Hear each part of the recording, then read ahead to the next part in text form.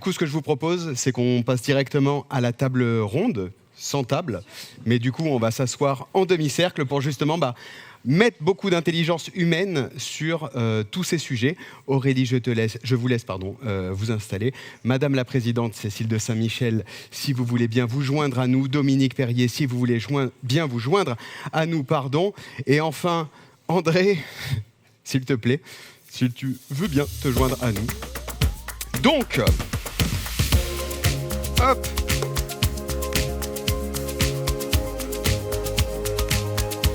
Messieurs, dames, installez-vous. Hop. Merci d'avoir accepté l'invitation de partager cette table ronde tous ensemble. Une table ronde que je me suis permis de découper en 4 grands thèmes sur lesquels j'aimerais qu'on parle. Premièrement, il va y avoir l'impact de l'IA sur le marché de l'expertise comptable. Deuxièmement, on va aborder le sujet technologique, on va revenir dessus. Troisièmement, on va parler du thème de la formation et de l'adaptation, puisqu'il y a quand même un petit peu d'adaptation à avoir. On va parler de l'éthique et de la régulation. Et enfin, on va finir, comme tout ce qu'on a pris là, sur une note d'optimisme sur l'avenir. Est-ce que ça vous va ? Tout est OK ? Allez, allons-y. Du coup, je me permets, Madame la Présidente, je vous appelle Madame la Présidente, Cécile, comme vous voulez. Cécile, c'est bien aussi. Allez, Cécile, Bonjour. comme ça on peut rester. Cécile, j'aimerais commencer avec vous. C'est, selon vous, quel est l'impact actuel de l'IA sur la profession comptable ? C'est dur de passer après Aurélie quand même. Moi, j'ai été. M'en parlez pas. Non, c'est une très bonne blague. C'est vrai, je reconnais. Franchement, j'ai pensé à plein de trucs sur le moment. Parler d'IA après Aurélie, ouais. C'est pas facile. Alors, l'impact de la profession de l'IA sur la profession. Alors aujourd'hui, je pense qu'on en est quand même au début. Parce que je pense que l'IA peut faire beaucoup plus que ce qu'elle fait aujourd'hui pour notre profession. On va avoir des outils, je le souhaite, de plus en plus performants, parce que j'ai adoré la conférence, parce que je me suis bien retrouvée, j'ai bien retrouvé notre profession. Effectivement, c'est des tâches qui vont être automatisées et c'est pas des métiers. Moi, j'arrête pas de le dire. Partout où je vais, notre métier d'expert comptable ne va pas disparaître.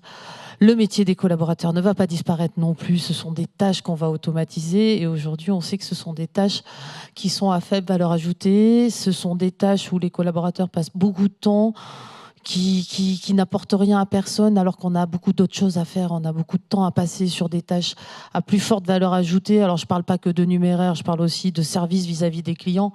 Et c'est ça qu'ils attendent de nous. Ce n'est pas qu'on fasse de la saisie ou qu'on remplisse des déclarations fiscales à longueur de journée. Ils attendent de nous du conseil, de l'accompagnement, du copilotage, tout simplement. Donc, je suis ravie qu'on ait de plus en plus d'outils qui vont nous permettre de dégager du temps pour faire toutes ces choses-là. Dominique, vous, en tant que dirigeant de cabinet, comment vous voyez aujourd'hui l'IA s'intégrer dans votre entreprise ? Ça vient doucement déjà, pour commencer. Alors, soit ça vient doucement, soit ça fait très longtemps qu'on l'utilise et en fait, on ne le sait pas. Ouais. Parce que François a parlé tout à l'heure de l'intégration des flux bancaires et ce genre de choses. On est déjà dans des algorithmes, en fait. Donc, en fait, c'est un peu, on fait de l'IA à l'après-vert, j'allais dire. On l'utilise tous les jours sans le savoir. Et ce qui va être intéressant, ce qui était intéressant dans la conférence, c'est qu'en fait, je suis tout à fait d'accord, c'est le problème des tâches. Il faut qu'on arrive à découper notre activité. Ce qu'on commence à faire, puisqu'on sectorise les secteurs et on arrive à préparer déjà une partie des tâches qui vont disparaître forcément. Le traitement va disparaître, mais pas la tâche en tant que telle. Et après, charge à nous de l'utiliser et de proposer, comme le disait Cécile, d'autres choses à nos clients. En fait, c'est de devenir expert comptable. Oui, c'est vrai. En fait, on va enfin devenir expert comptable, c'est génial. Redevenir. Oh non, devenir. C'est vrai ? Ah oui, devenir. On l'a été, mais en théorie pendant nos études. Puis après, on est rentré dans la réalité du terrain. Du coup, en parlant de réalité, quelles sont les opportunités et les défis que vous voyez émerger pour les experts comptables ?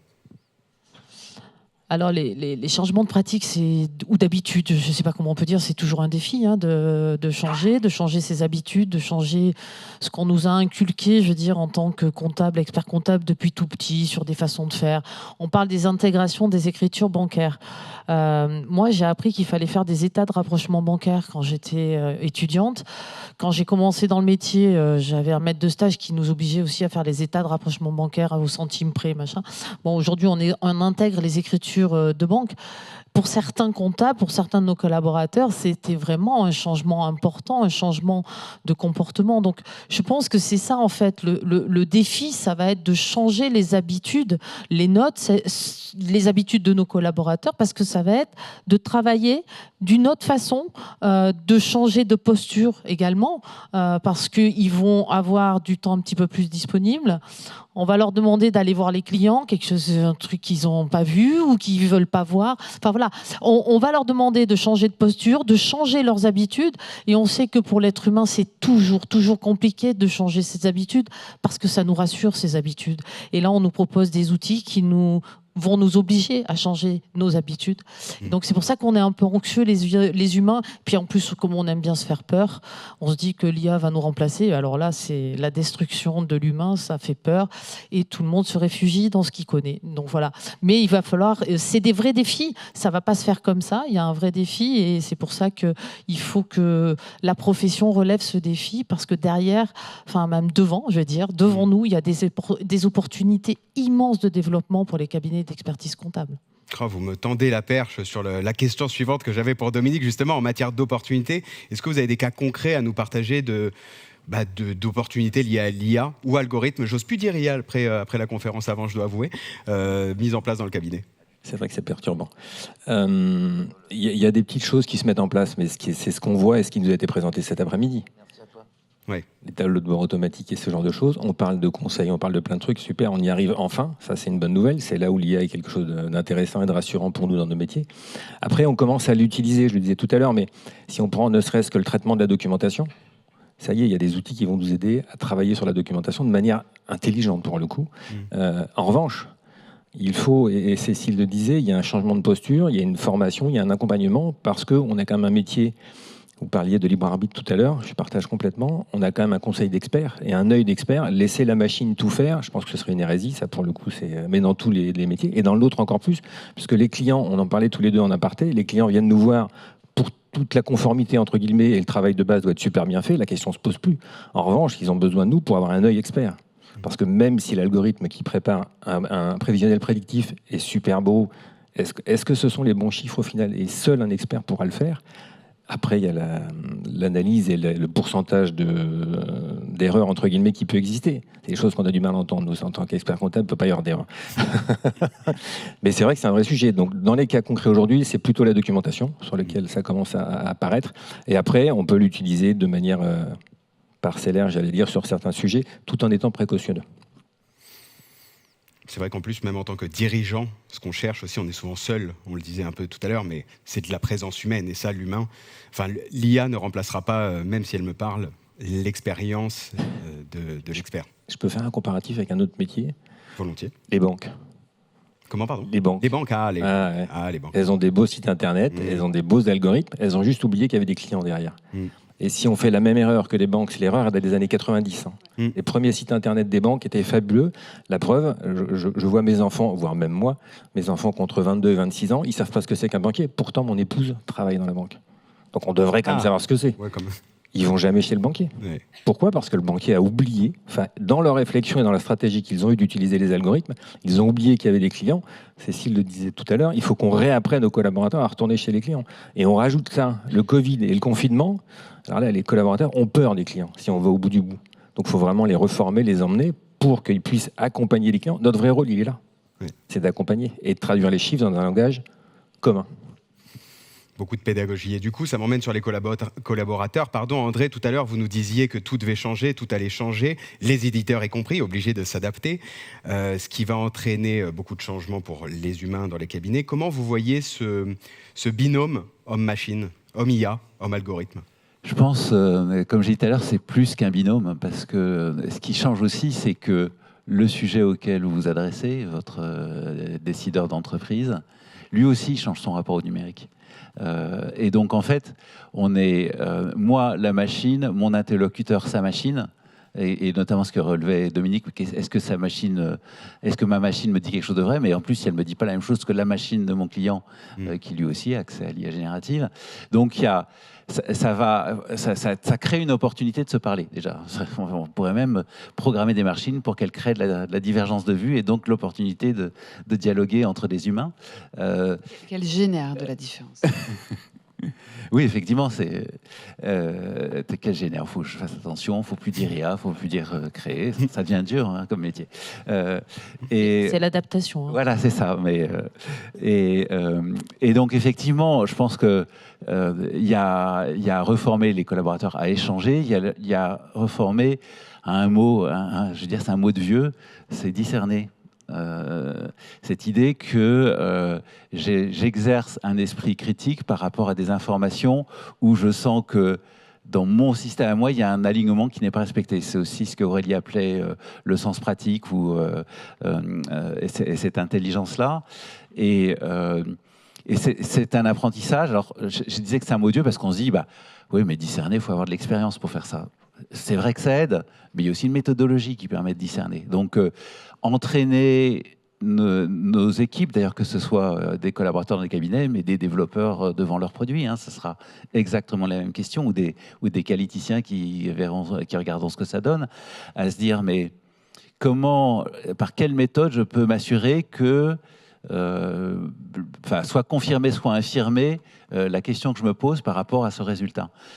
Je pense qu'il y a des choses sur lesquelles on peut apprendre, et là aussi, l'humain va aider l'autre humain à apprendre et la technologie va aussi aider l'autre humain à apprendre parce qu'effectivement, il y a des tas de choses très intéressantes comme combinatoires qu'on peut créer tout autour de ça. Aurélie, vous qui êtes entrepreneur, j'aime bien le côté France et US parce que mine de rien, on ne fonctionne pas toujours de la même manière en matière de gestion. Quelles sont les tendances en matière d'IA algorithme à surveiller pour les entrepreneurs ? Franchement, on est au courant des tendances. C'est vraiment ici, tout ce que vous savez ici, c'est le même niveau. Non, vraiment, ouais. Je dirais que la différence, c'est que c'est la vitesse à laquelle ça va, mais côté recherche et développement. Bien plus que côté adoption. Puisqu'en fait, déjà, souvent on voit les États-Unis comme le pays des cow-boys où il n'y a pas de loi, il n'y a pas de règles, mais en fait, les États-Unis ils sont bien plus durs sur la législation, par exemple sur les données médicales ou sur les données financières que l'Europe, par exemple. Les gens ne le savent pas. Et on a aussi, moi je suis en Californie, on a un texte qui est le CCPA, l'équivalent du RGPD, qui est reconnu dans 15 ou 17 États américains, peut-être un jour à l'échelle fédérale. Donc il y a des choses qui existent, quoi. Maintenant, c'est vraiment, je pense, c'est l'argent mis en jeu dans les projets. Et c'est aussi, je pense, aussi peut-être culturel, c'est-à-dire que souvent on me dit mais pourquoi on n'a pas de Google ou de SpaceX ou de Amazon chez nous, mais je pense que c'est multicritère, c'est-à-dire qu'on n'est sûrement pas assez d'argent, il faut penser à l'échelle d'Europe et pas seulement à l'échelle de la France pour avoir un effet de taille. Il faut aussi que les États s'unissent pour aller injecter de l'argent véritablement et le flécher vers des grands projets de développement, recherche et industriel sur des thématiques particulières. Je dis ça parce que, par exemple, Google et SpaceX, Google n'aurait pas existé s'il n'y avait pas eu l'État américain. À travers la DARPA, qui est un centre de financement et de recherche, en fait, financement de la recherche publique, académique, privée et industrielle, développement industriel, la DARPA, qui est gérée par la défense américaine, a injecté énormément d'argent dans Google. Google n'aurait pas existé sans l'État américain. Et donc, il faut aussi aller flécher. On a une super BPI qui d'ailleurs finance très bien les fonds qui financent ensuite les boîtes sur des séries, pas en seed, mais au-delà. Mais après, il faut vraiment en seed, c'est-à-dire au premier niveau. Enfin, moi, la levée de fonds que j'ai fait, il faut vraiment, en fait, je pense qu'il faut avoir une politique beaucoup plus de fléchage et moins de saupoudrage pour arriver à se dire on va mettre tant là-dessus et réfléchir à l'échelle européenne. Je pense que c'est vraiment l'argent. L'argent est un énorme... Et le levier. Ah oui, c'est une différence de dingue. Et même pas que argent public. Les investisseurs américains, privés, mettent énormément d'argent et prennent beaucoup plus de risques. Culturel, d'une certaine manière. Mais ça m'amène à une petite question bonus que j'avais sous le coude, qui était de dire qu'aujourd'hui, et oui, elle est pour vous, André. Oui, vous le savez, les questions bonus. Aujourd'hui, Cegid, il est quand même leader sur le marché. Vous êtes leader sur le marché. Honnêtement, est-ce que c'est un frein à l'innovation ou au contraire, c'est une force ? Alors, je pense que ça serait un frein si on considère que c'est une raison pour s'endormir sur nos lauriers. Il se trouve que ça n'est pas le cas. Et pour moi, c'est une force extraordinaire parce que avoir ce leadership, c'est avoir un extraordinaire jeu de données pour créer. Des données, bien sûr, des données comptables, mais aussi la donnée qu'est la réaction de nos clients à ce qu'on fait. Parce que effectivement, ça va nous guider. Et de plus en plus, on cherche à le comprendre. Alors bien évidemment, des associés des cabinets avec qui on parle, mais essayer d'aller au niveau du parcours de l'utilisateur devant son écran aussi, essayer de comprendre ce qui se passe, où est-ce qu'il bute, où est-ce qu'il ne va jamais, etc. Parce que toute cette chose-là est en fait une mine pour vraiment comprendre où est-ce qu'on va pouvoir apporter de la valeur, où est-ce qu'on va créer de la facilitation, où est-ce qu'il faut qu'au contraire, on laisse la marge à l'utilisateur. Et effectivement, le fait d'avoir beaucoup de clients dans un secteur, c'est un énorme avantage. Quand on bouge. Quel rôle joue l'ordre? Pardon Cécile, c'était pour vous, mais parce que du coup c'était sur l'ordre, on passe sur la thématique formation, mais quel rôle joue l'ordre des experts comptables dans la formation et l'adaptation des professionnels aux nouvelles technologies? Un rôle très important, hein, puisque vous savez, on est une profession avec une formation importante. Hein. On a des obligations de formation continue qui sont, déjà obligatoires, comme son nom l'indique, mais c'est pas parce que c'est dans nos textes qu'il faut qu'on se forme, parce qu'on se forme tout le temps. Déjà parce qu'on travaille avec une matière qui est assez mouvante, ça s'appelle la législation. Alors quand en plus on parle de fiscalité, de social, alors là ça bouge tous les jours. Donc du coup on a une obligation de formation et on se forme parce que dans les faits il faut qu'on se forme. Et l'ordre a un rôle très important là aujourd'hui, avec tous ces bouleversements, on va dire, que notre profession va connaître. C'est pas les premiers. Hein. Un rôle très important, c'est d'accompagner les cabinets, de leur présenter des offres de formation qui leur permettent de former les experts comptables, mais surtout et aussi les collaborateurs. Hein. Parce que si les collaborateurs ne sont pas prêts, ne sont pas formés, ne sont pas volontaires pour aller se saisir de toutes ces nouvelles technologies, c'est même pas la peine d'en parler. Un cabinet, c'est qu'un rassemblement d'humains. Et s'il y a une partie des humains qui ne sont pas convaincus, on n'y arrivera pas. Donc l'ordre s'est saisi de cette problématique et on a le plus grand plan de formation que l'ordre ait jamais conçu, c'est Profession comptable 2030. Donc c'est un plan de formation à hauteur de 4,5 millions d'euros sur 5 ans. On a obtenu une petite subvention de 3 millions d'euros par le Haut Commissariat aux compétences, puisqu'on fait partie des professions, c'est la profession comptable qui est la plus impactée, enfin en tout cas une de celles qui sera le plus impactée par tout ça. Et on est en train de développer des parcours. Alors on en a déjà diffusé, on les a déjà, ils sont déjà en œuvre, hein, des cabinets s'en sont déjà saisis, parce que c'est notre rôle, c'est le rôle de l'ordre d'accompagner les clients dans cette modification. Il faut impérativement qu'on se pose tous la question sur la stratégie de nos cabinets, parce qu'il faut qu'on repense à tout ça. Alors après, on parle d'outils à base d'intelligence artificielle ou d'algorithmes. Il faut aussi qu'on repense à nos processus dans les cabinets, parce que c'est bien beau d'avoir des outils, on peut en prendre 10, 20, 30, 40. Si on n'a pas repensé au processus de nos cabinets, ça ne servira à rien. Et donc, du coup, voilà, l'ordre pense à tout ça. On a donc eu un congrès l'année dernière qui a battu tous les records, parce que le sujet intéresse a priori tous les experts comptables. C'était à Montpellier. Donc, c'était de dire, d'ailleurs, Dominique était un des rapporteurs du congrès, c'était, numérique, intelligence artificielle, facture électronique, data, tout ça va nous impacter. Et le constat, c'était il faut qu'on change nos façons de travailler.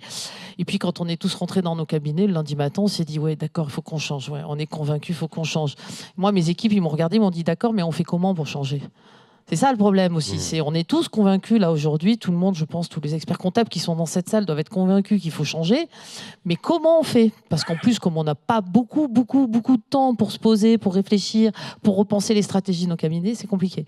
Donc on s'est dit, le congrès de Marseille de cette année, ça va être plutôt pratico-pratique.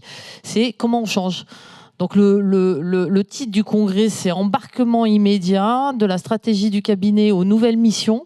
Alors, ça ne parlera pas que des nouvelles missions, parce qu'il faut qu'on repense aussi nos missions traditionnelles. Enfin, déjà, il faudrait qu'on commence par nos missions traditionnelles pour après développer des nouvelles missions.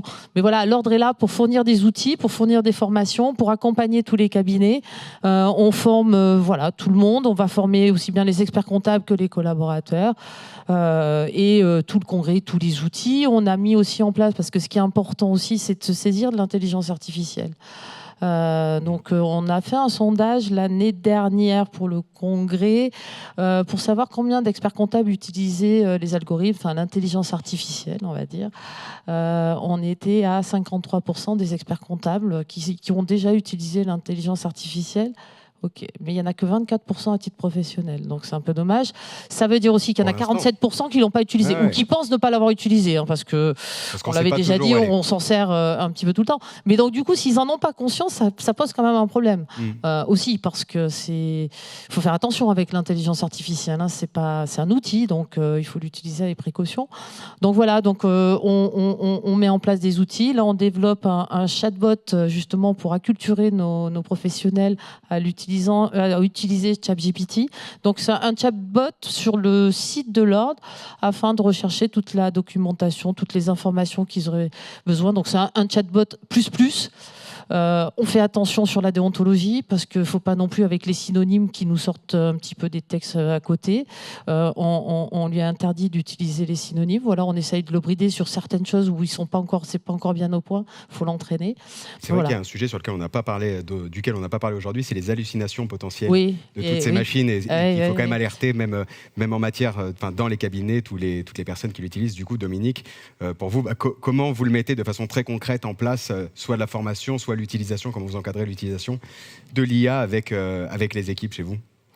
Alors, on a commencé par faire une formation auprès de tous les associés d'un outil comme ChatGPT pour voir comment ça fonctionnait. Donc, on a fait une formation d'une journée quand même sur le sujet. Et à la fin de la journée, on s'est tous posé la question, est-ce qu'on le met entre les mains de tout le monde ou pas? La réponse a été claire, c'est non. Pour une simple et bonne raison, c'est que ce qu'on disait tout à l'heure, la machine n'a pas libre arbitre et on n'est pas sûr de tout ce qui sort. Et à titre personnel, je l'avais testé avant de faire la formation avec le formateur. J'avais fait une étude fiscale sur... je vais rentrer dans le détail. Tu crées une société en apport de fonds et ensuite tu apportes cette société à une autre société. Et 80% était bon. Ce qui m'a fait le plus fait sourire, c'est ce qui était marqué en pied de page. Veuillez vous rapprocher de votre expert comptable pour vérifier que j'ai bien traduit tout ce que vous m'aviez demandé. Donc, c'est plutôt intéressant. Donc la formation a commencé par ça et on teste des produits de documentation, j'en parlais tout à l'heure, et on teste sur des cadres, pour être très transparent, qui ont justement la capacité de nous dire si c'est bon ou pas bon. Et ensuite, on va rentrer dans une phase qui va être de dire est-ce qu'on le déploie à grande échelle ou pas, et on verra ce qu'il en est, et ainsi de suite. Et on autorise, alors là, nous, on est assez dur sur ces sujets-là, on autorise ceux qui veulent utiliser l'IA, mais ils nous demandent pourquoi ils veulent l'utiliser et dans quel cadre. On est obligé, parce qu'à partir du moment où on pose une question à une IA et que la réponse va chez un client, et on l'a dit et tu l'as dit, si c'est pas la même réponse que le client, à un moment donné, c'est dangereux, donc il faut faire attention à tout ce qu'on fait avec. Après, l'utiliser dans les outils de production pour les tâches, ça, on l'utilise depuis un moment. Et là, on forme les gens, on accompagne. Et ce qui est le plus compliqué, c'est pas l'utilisation de l'outil, c'est le changement de posture.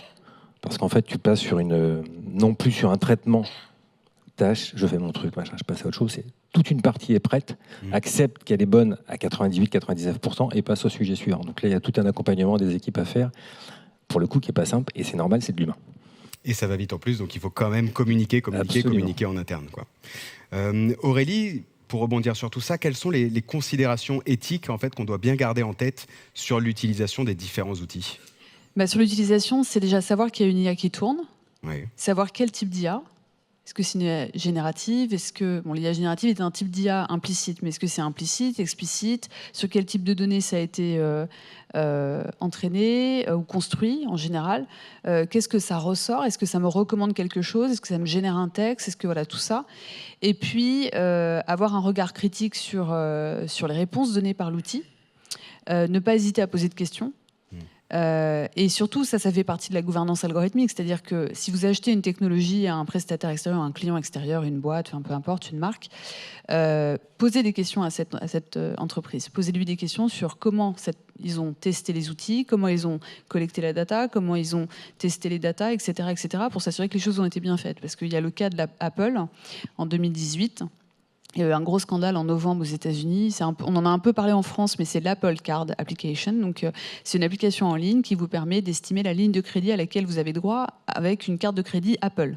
On en a tous eu aux États-Unis. Moi, j'en ai une il y a très longtemps. C'était avec la banque Barclays à l'époque, mais c'était Apple qui vous la fournissait. Vous estimez la ligne de crédit. Et en fait, ils ont utilisé un super outil d'IA, soi-disant super sophistiqué, ce qui était vrai.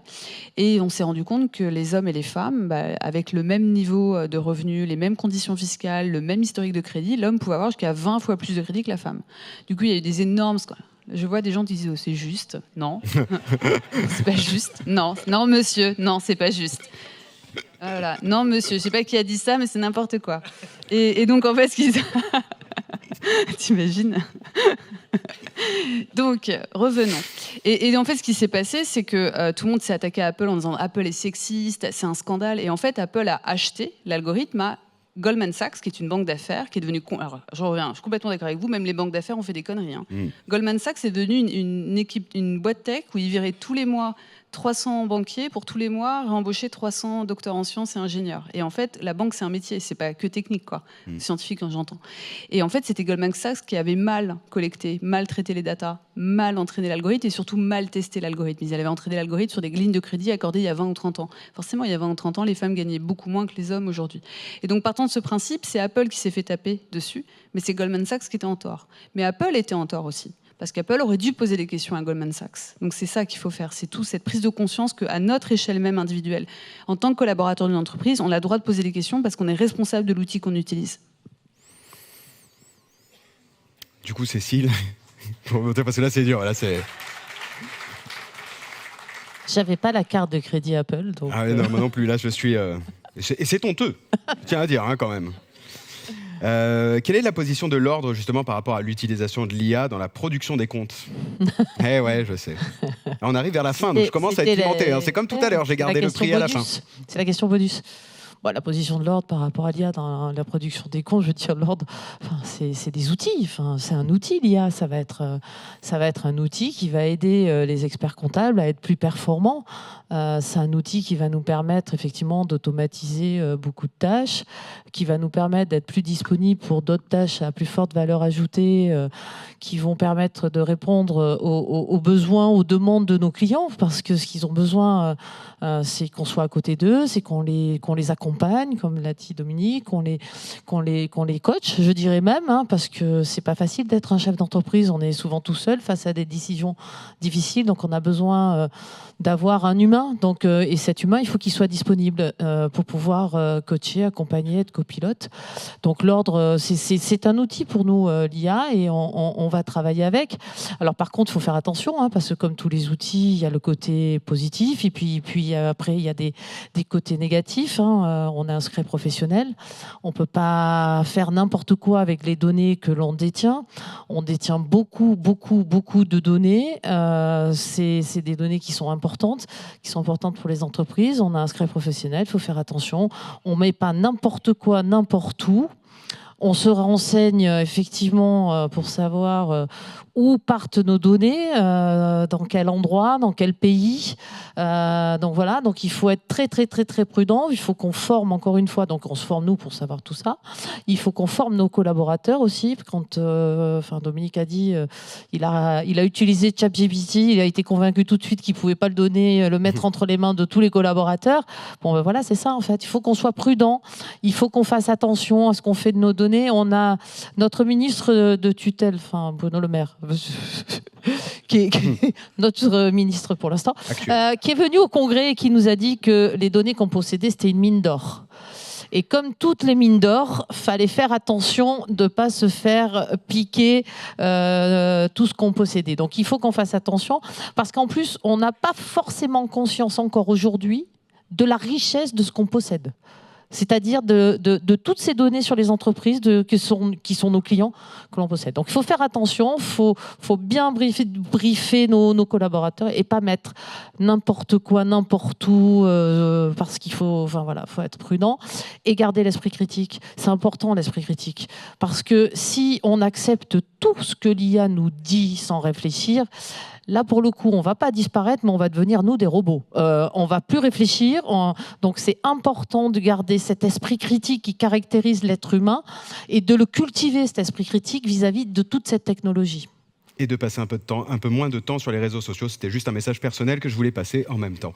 C'est pour nous suivre. Non mais ça va de soi. Merci pour ce call to action, vraiment formidable. Mais je préfère lire des livres, prendre le temps, voilà. Surtout avec tout ce que vous venez de nous proposer. André, on parlait de sécurité. Oui, je voulais faire aussi un commentaire. C'est dans la production des comptes, la valeur essentielle de l'expert comptable, c'est de se porter garant de l'exactitude et de la sincérité. Et donc, les outils, c'est à ça qu'il doit viser. C'est comment je donne les outils à celui qui va se porter garant pour qu'il puisse le faire avec sérénité. Et c'est effectivement ça qu'on doit creuser. Et effectivement, et plutôt que de dire, moi, je peux me porter garant à ta place, je pense qu'il y a tellement de variables qu'on est bien content qu'il y ait un humain qui prenne ce rôle. Et on va continuer à raisonner de cette manière-là.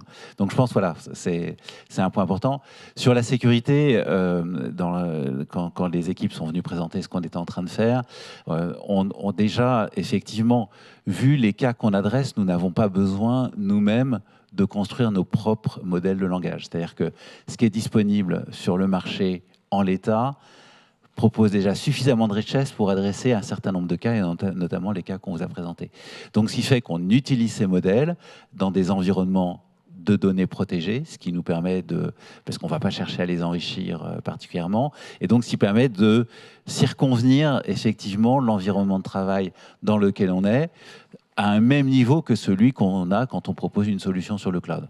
Et effectivement, on a éprouvé, depuis le temps qu'on fait des solutions sur le cloud, le niveau de sécurité qu'on sait avoir sur celle-là.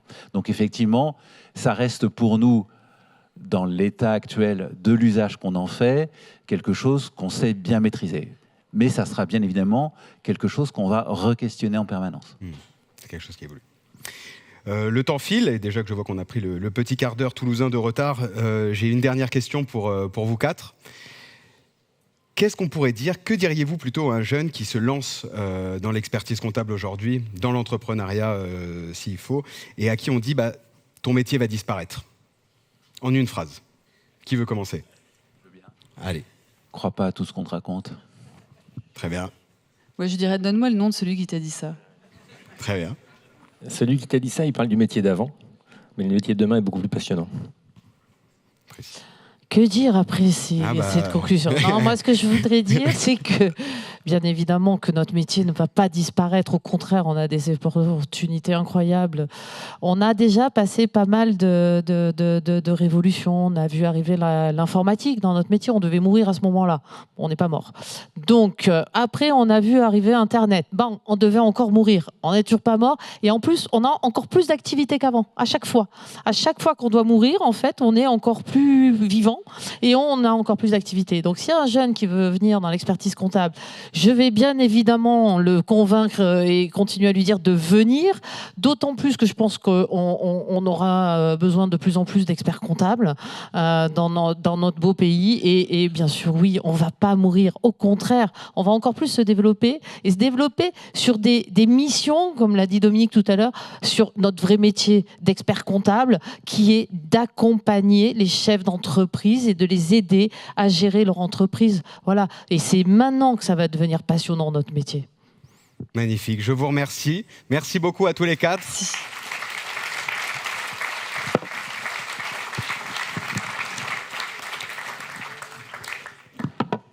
Que d'émotions avec tout ce que je viens d'entendre. Je repars rechargé à bloc. Et pour presque finir cette journée, j'accueille le PDG Pascal Houillon. Excusez-moi, dis donc, qu'est-ce que je bafouille aujourd'hui? Sous vos applaudissements, bien sûr.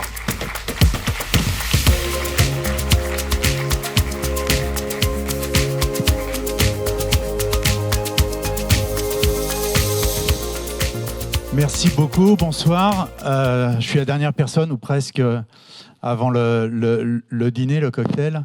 Merci beaucoup, Cécile. Merci, Dominique. C'était un plaisir de vous entendre. Merci André et Aurélie pour ces éclairages. Donc, je vais vous parler très rapidement de Cégide et surtout ce que l'on fait sur le métier de l'expertise comptable. Donc, très rapidement, Cégide, on a atteint un chiffre d'affaires de 852 millions d'euros l'année dernière. Très grosse partie de notre chiffre d'affaires dans le SaaS. Une grosse tendance sur les 2 dernières années, c'est le renforcement sur les métiers de l'expertise comptable et les petites entreprises. Alors, assez traditionnel en France, parce que vous le connaissez, mais il y a 2 ans, on est devenu leader du marché de l'expertise comptable au Portugal et en Espagne. Et on continue à investir sur ces marchés où on pense qu'effectivement, comme Cécile l'a dit, ça devient de plus en plus intéressant. Et honnêtement, on est là derrière votre réussite, parce que plus vous réussirez, plus nous réussirons. Parce qu'on est complètement en adhésion. Donc, Internationalisation de Cegid, aujourd'hui c'est à peu près 4400 collaborateurs, à peu près la moitié en France, l'autre moitié hors de France. C'est 1,5 million de clients. Je ne compte pas EBP, on en parlera tout à l'heure. 1,5 million de clients essentiellement en Europe du Sud, dont à peu près 30 000 cabinets d'expertise comptable. Alors, on ne les compte pas de la même façon au Portugal, en Espagne ou en France, c'est moins restrictif, mais plus de 30 000 cabinets d'expertise comptable utilisent nos produits. Et surtout, on se développe relativement vite. On a une vraie solidité financière, ce qui nous permet de faire des acquisitions, mais ce qui nous permet aussi de faire des investissements relativement lourds sur nos produits et sur les technologies pour vous accompagner et accompagner l'évolution de vos métiers de demain. Donc, on est devenu, en quelques années, l'éditeur de référence en Europe sur les logiciels de gestion en SaaS. Il n'y a pas beaucoup d'éditeurs de notre taille aujourd'hui en Europe, si vous regardez le marché. Et ce qu'on veut faire, et vous l'aurez certainement compris aujourd'hui, c'est de renforcer ce leadership au travers de l'IA générative à l'intérieur des applications de gestion. C'est notre métier, on ne fait pas de l'IA pour de l'IA, il y a plein de gens qui le font beaucoup mieux que nous. Nous, on utilise, comme le disait André, ces outils, ces moteurs, et on va les verticaliser, et on va les mettre à l'intérieur des logiciels de gestion, on va les mettre à l'intérieur des outils que vous utilisez pour vous permettre d'avoir un métier plus intéressant, mais surtout d'aller créer beaucoup plus de valeur auprès de vos clients. Donc on est partenaire de la profession. Alors depuis 40 ans, ça paraît très jeune, mais en même temps, quand je le dis, je me rends compte que ça fait pratiquement 40 ans que je travaille avec la profession, donc je prends un petit coup de vieux d'un seul coup. Mais en fait, ce partenariat avec la profession, il a toujours évolué au cours de ces 40 dernières années. Et on a réussi, grâce à l'innovation permanente, de toujours être au cœur de vos métiers et de supporter votre évolution et votre transformation. Donc l'innovation, pour nous, elle est très importante.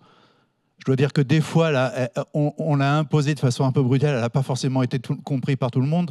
Si on fait de l'intelligence artificielle aujourd'hui, si on prend de l'avance, c'est parce que la majorité de nos clients sont dans le SaaS.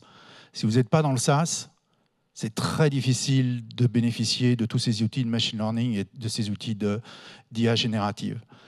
Parce que l'ensemble de nos clients, une très grosse proportion de nos clients, des 500 000 clients qui sont là, sont dans le SaaS, on a une capacité à les investir, à les innover et d'aller intégrer tous ces outils d'intelligence artificielle, alors qu'on a déjà intégré il y a un moment, hein, la machine learning, vous l'utilisez sans le savoir, comme disait Dominique tout à l'heure. Vous avez de la prose, hein, comme Monsieur Jourdain, mais tous les outils que vous utilisez, que ce soit Cegid Loop ou Conciliator, qui vous permettent d'automatiser la digitalisation des factures, de les rapprocher avec les extraits bancaires et de générer directement les écritures, il y a de la machine learning derrière.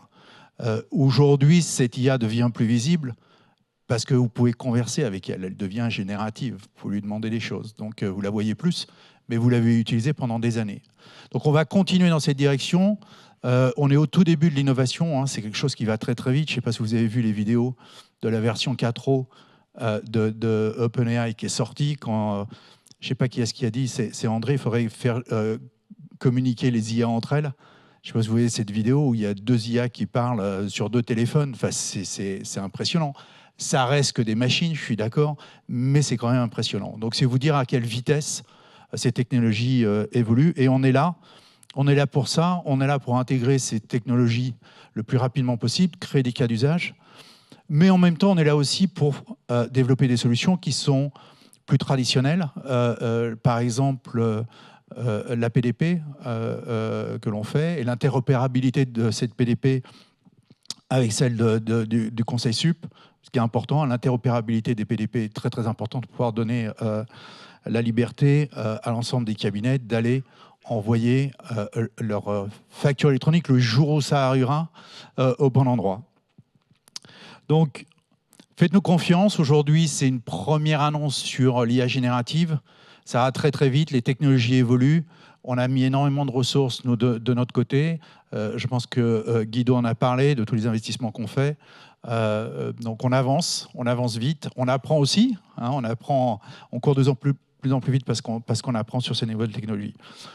Deuxième élément, on investit beaucoup sur cet écosystème.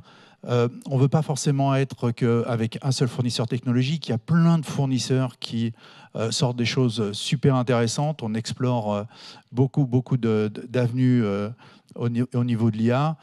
On parle beaucoup effectivement de OpenAI et de Microsoft. Regardez Gemini et ce que fait Google, c'est juste impressionnant. On ne parle pas beaucoup de Facebook, mais j'ai vu qu'il y avait un livre de Yann, même si des fois c'est assez incompréhensible. C'est juste impressionnant ce qu'il fait. Donc on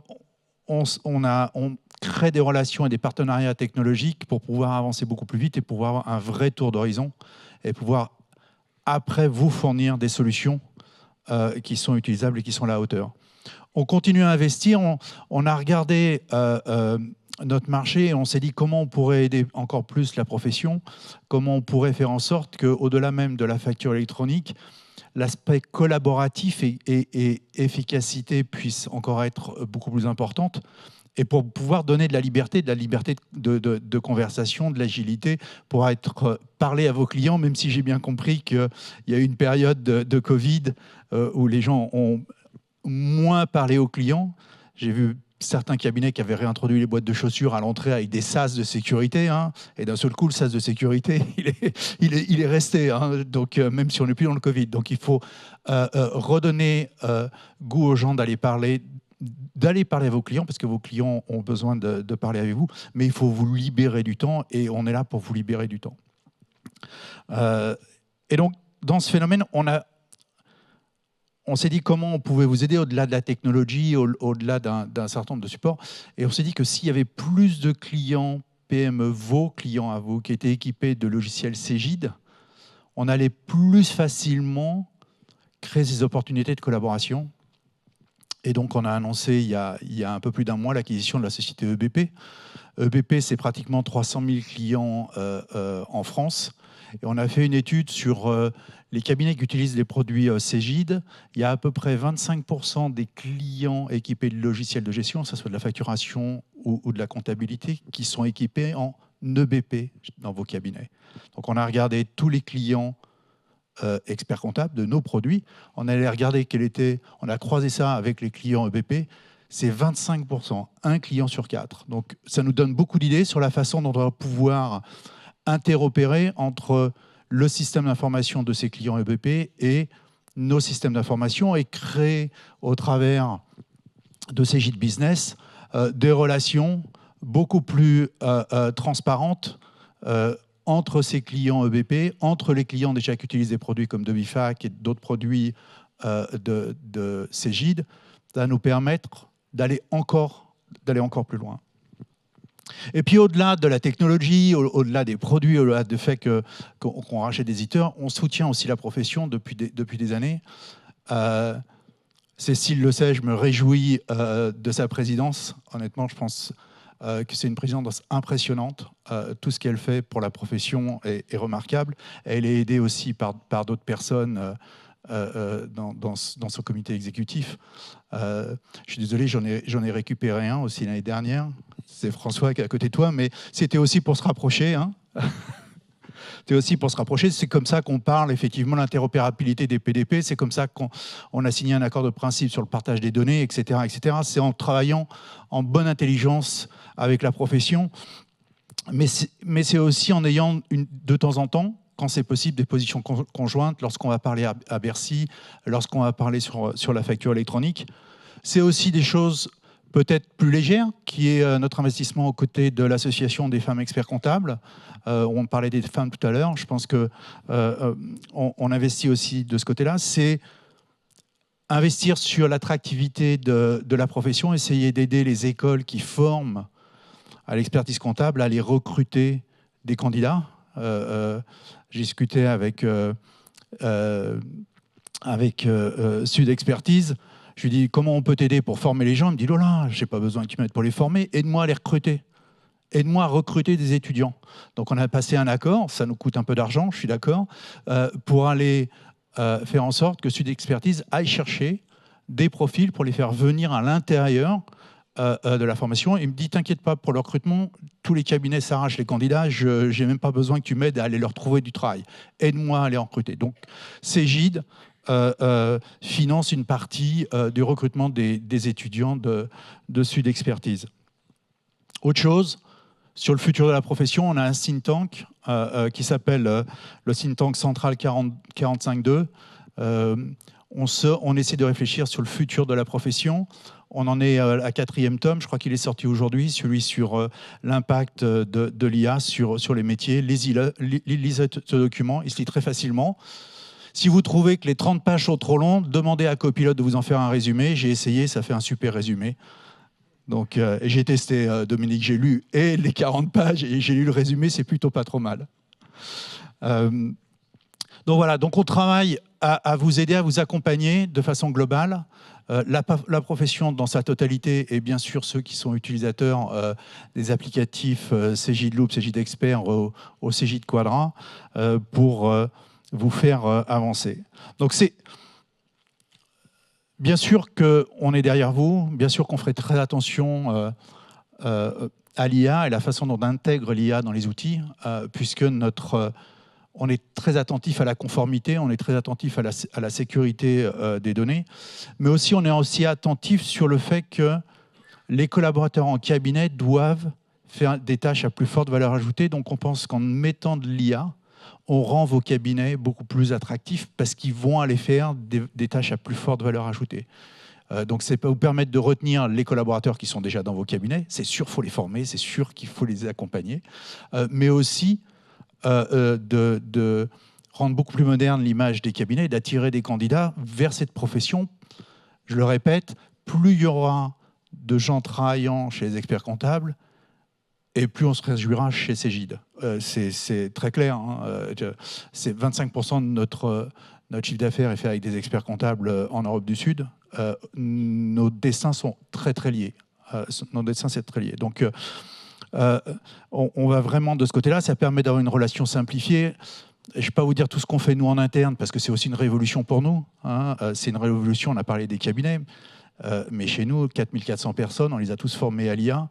Alors pas tous en R&D, hein, on les a formés à utiliser l'IA. Ça va révolutionner la façon dont on fait le support client, ça va révolutionner la façon dont on interagit, même au niveau commercial, avec nos clients. Donc cette valeur ajoutée perçue, certes, il y aura de l'humain derrière en permanence, mais on va nous-mêmes aller beaucoup plus vite parce qu'on va utiliser l'IA et on veut aussi faire en sorte que vous alliez plus vite, que toutes ces tâches répétitives à très faible valeur ajoutée puissent partir et vous vous focalisiez sur des missions à plus forte valeur.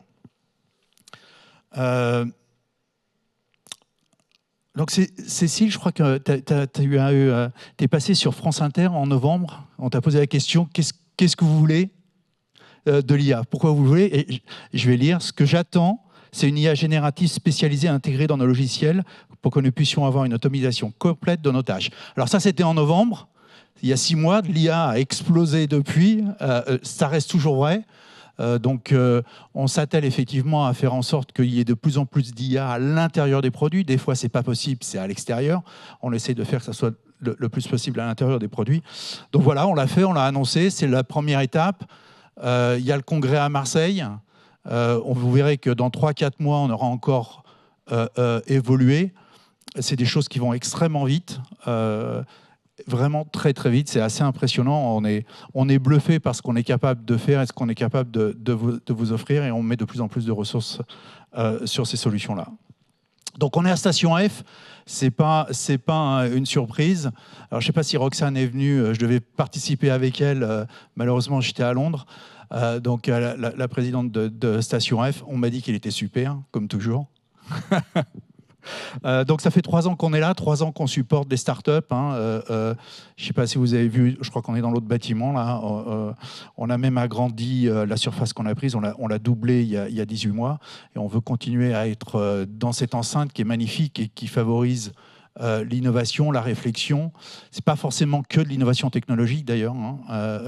C'est vraiment de voir tous ces gens, jeunes et moins jeunes d'ailleurs, qui créent leur entreprise et qui, à partir de pas grand-chose, arrivent à créer des choses phénoménales et relativement vite. Donc, on est chez nous. Donc, partenariat technologique, on en parlait tout à l'heure. Partenariat technologique avec Microsoft et d'autres. La sécurité de la donnée, la stabilité de cette donnée nous pousse effectivement à réduire nous-mêmes le nombre de prestataires que l'on a au niveau de ces plateformes. On a décidé, entre autres sur le métier de l'expertise comptable, pour vous donner beaucoup plus de confort, et aussi parce qu'on a eu quelques soucis pendant quelques mois de ralentissement de nos serveurs. Pourtant, ça nous coûte une vraie fortune, et ça vous coûte très cher aussi en ricochet. On a décidé de faire des campagnes de migration vers Azure pour avoir une meilleure stabilité, une redondance plus forte de la donnée. Donc, ça a dû vous être annoncé que Quadra Plus, qui allait sortir, sortirait sur Azure, mais aussi, là, depuis un petit moment avec Cegid-Loop, puisque ça a été natif sur Azure. On voit bien les performances de ce genre de plateforme, et c'est très important de donner ça à des gens qui savent le faire et qui investissent des milliards dans ces domaines-là. Donc voilà, on avance. Ça va devenir une révolution. Pour l'instant, c'est une évolution, l'IA. Il faut que nous-mêmes, on l'intégrions. Il faut que vous-même, vous arriviez à l'intégrer et à voir comment ça transforme effectivement votre façon de travailler. Ça recrée une relation avec les clients. Je pense qu'André le disait tout à l'heure. Les clients vont aussi l'utiliser, donc ils vont vous challenger, ce qui est normal. Il y a 18 mois, je sais pas si on était où, je ne sais plus où est-ce qu'on était. On était dans un autre pays, à Milan, et la première version d'OpenAI, quand elle est sortie, on lui a dit, voilà, je veux embaucher un jeune, il va être payé tant en net, il est encore à l'école, sorte-moi son bulletin de paye. Et il est en convention Syntec.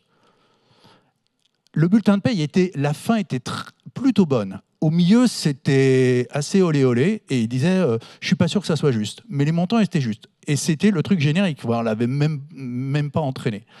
Ça va aller très vite. Donc vos clients vont faire la même chose. Ils vont les regarder fiscalement, ou ils vont les regarder, puis ils vont venir vous challenger.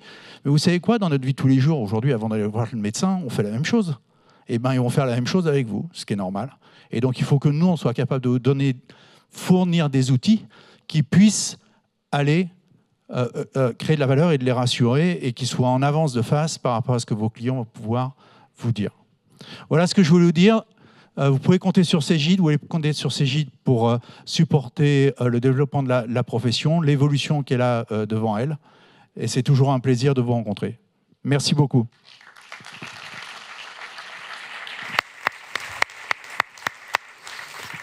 Merci Pascal. Merci. Du coup, pour finir, et juste avant d'aller festoyer à la Felicita, je rappelle François pour le mot de la fin. François, si tu veux bien te joindre à moi pour finir cette très très belle après-midi. Beaucoup d'informations, beaucoup de changements, beaucoup d'optimisme.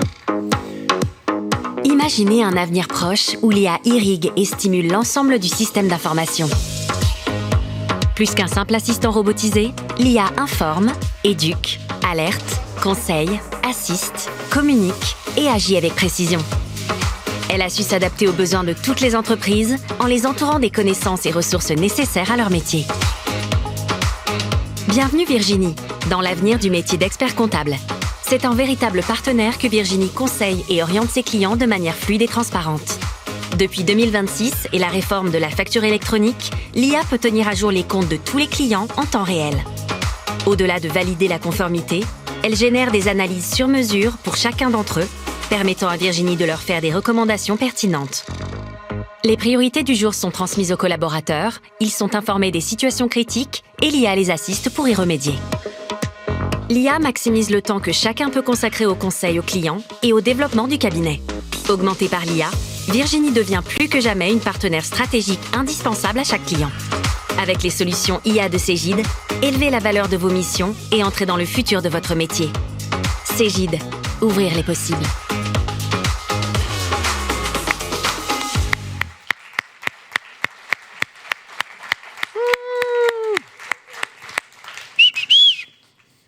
Pardon. Une intelligence J'ai emballé. artificielle. Écoutez, en fait, ce que je vais reboucler avec ce que je vous ai dit tout à l'heure, en commençant. Ça fait 1 an donc, que je suis arrivé chez Cegid, un peu plus d'1 an qu'on a commencé à discuter ensemble, Pascal. Comme je vous disais, moi, ma conviction, ma volonté, c'était de continuer à servir la profession en ayant cette conscience que l'IA générative et la facturation électronique allaient tout bousculer. Au bout de cette année, quand on voit en fait cette vidéo et la valeur en fait qu'elle véhicule, je suis assez fier en fait finalement d'avoir rejoint Cegid et de travailler chez Cegid et avec encore une fois des équipes incroyables qui ont une volonté en fait en permanence de vous servir et ça nous irrigue en fait chaque jour, ça nous met en joie. Et ça nous fait nous lever tous les matins. Voilà. Ce que je voulais vous dire, et ce qui est important, c'est que ces outils-là, ça va permettre de porter haut l'image de vos cabinets, parce que c'est vrai que quand ces outils, vous les partagerez avec vos clients, ils se diront « Waouh, mon expert comptable, il assure ». Première chose, et c'est vrai que ça portera aussi la valeur patrimoniale au fond de vos cabinets. Voilà. Donc je pense que à travers ça, c'est ce qu'on a réussi et ce qu'on va continuer en fait à améliorer au fur et à mesure. Et puis on va continuer à vous le montrer. Alors on va faire la tournée des régions en fait avec nos fameux Cegid d'honneur pour diffuser la pulsation de Cegid Pulse jusqu'au mois de septembre ou au mois d'octobre. Je vais terminer avec une note italienne, comme on l'a commencé aussi, donc je vous rappelle cette phrase, bisogna... Pardon, c'est beau d'y retourner. Bisogna... Non, mais je ne savais pas que le micro était allumé. Tu fais la traduction en même temps ? Non, je ne me permettrai pas. Non, je sais que tu l'aimes bien, donc c'est pour toi que je la fais un petit peu. Hein. Ok. Bisogna che tutto cambi, affinché che tutto rimanga come. Il faut que tout change pour que rien n'en change. Et tout ça, per la felicità, pour la joie. Donc je vous invite à rejoindre la felicità. Merci à toutes. Si, excusez-moi, j'ai oublié une chose. Je voulais remercier infiniment toutes les équipes Cegid Zineb, Valérie, qui ont participé et qui ont pris ça qui ont mené ça de main de maître. Donc Zineb, Valérie, Pascaline. Il y a aussi Inès et toutes les équipes en fait toutes les équipes de Station F et un grand merci Alexis, ce n'est qu'une première. Merci à vous pour la confiance, merci. Merci pour Julie. Et si Cegid mettait le meilleur de l'intelligence artificielle au service des experts comptables ? Pour une collaboration plus fluide avec chaque client, des conseils plus pertinents et des moyens d'agir immédiatement. Élevez la valeur de vos missions et entrez dans le futur de votre métier. Cegid. Et si Cegid mettait le meilleur de l'intelligence artificielle au service des experts comptables ?